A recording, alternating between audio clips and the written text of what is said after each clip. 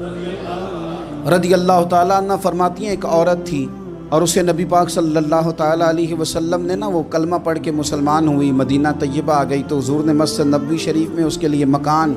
ایک سادہ سا کمرہ ساتھ مسجد کے بنوا دیا، وہیں رہنے لگی۔ اکثر وہ سیدہ طیبہ کے پاس آتی تو حضرت عائشہ صدیقہ رضی اللہ تعالیٰ عنہ فرماتی ہیں وہ بڑی باتیں سناتی اور آخر میں کہتی وہ ہار والا دن بھی بڑا عجیب دن تھا اور میرے رب کی قدرتوں کا دن تھا، وہ بھی بڑا عجیب دن تھا۔ سیدہ عائشہ صدیقہ رضی اللہ تعالیٰ عنہ ایک دن فرمانے لگی کہ تو ہار والے دن کا بڑا ذکر کرتی ہے، وہ کیا دن تھا؟ تو خاتون کہنے لگی اماں جی وہ دن تھا جب میرے رب پر بھروسہ اور مضبوط ہو گیا، جس دن میرا اپنے رب پر توکل اور بڑھا، میرے ایمان میں یقین میں اور پختگی آئی۔ کہنے لگی میں ایک گھر کی کنیز تھی، نوکرانی تھی، اس گھر میں ایک بچی تھی جس کے پاس سونے چاندی ہیرے جواہرات کا ہار تھا۔ اس زمانے میں چمڑے کے اوپر لوگ ہیرے جواہرات لگاتے تھے، کئی دفعہ سرخ رنگ کے چمڑے پہ لگائے جاتے تھے، وہ بچی پہنتی تھی تو کہتی ہوں بچی کے اس نے اتار کے رکھا یا اس سے گرا وہ ہار تو چیل اسے اٹھا کے لے گئی گوشت سمجھ کے اور میرے سامنے اٹھا کے لے گئی۔ گھر والوں نے مجھ سے پوچھا، یہ بخاری میں موجود ہے، گھر والوں نے پوچھا مجھ سے کہ وہ ہار کہاں ہے تو میں نے کہا چیل اٹھا کے لے گئی۔ گھر میں کچھ چوری ہو جائے تو سب سے پہلا الزام کس پہ لگتا ہے؟ ملازمین پہ۔ کہتے انہوں نے مجھے بڑا مارا، بڑی تکلیف تھی، حتیٰ کہ میری شرمگاہ تک کی تلاشی،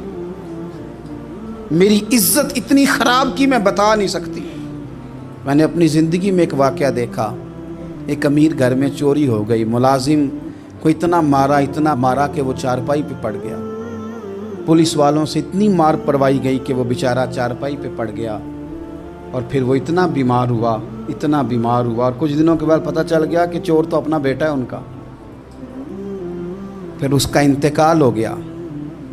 اب وہ سیٹھ صاحب اور گھر والے آ کے مرنے والے کے کان میں معافیاں مانگ رہے ہیں، کان میں۔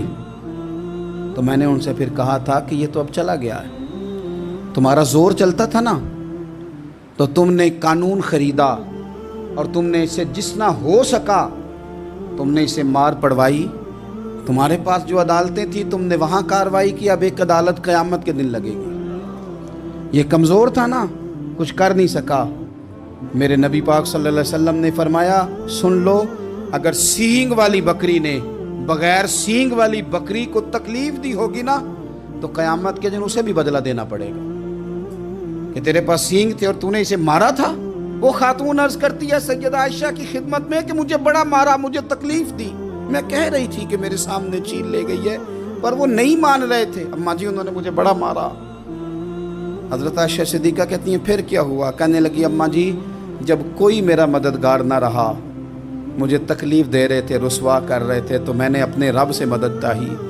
میرے رب کی طرف میں نے توجہ کی، میں نے کہا مالک اب تو ہی میرا مددگار ہے۔